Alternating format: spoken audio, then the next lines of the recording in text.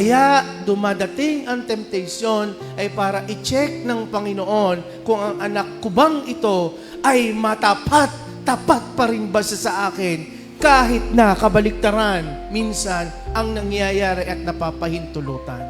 Kahit na pilit i-destroy ng kaaway, ipagpapaalam niyang pilit.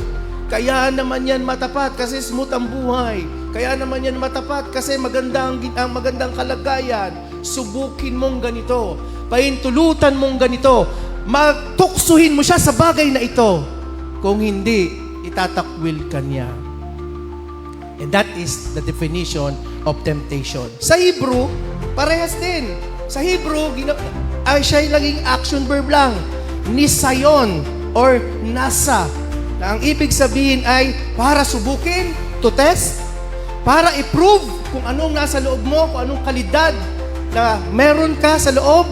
At ito naman ang pangatlo sa Hebrew word, to examine the heart. Pagdating sa tao naman. Pag binabanggit ng Bible ang Hebrew word na temptation or nababanggit sa istorya ng mga Bible ang temptation, it's about examining the heart. Kamusta ang ating mga puso?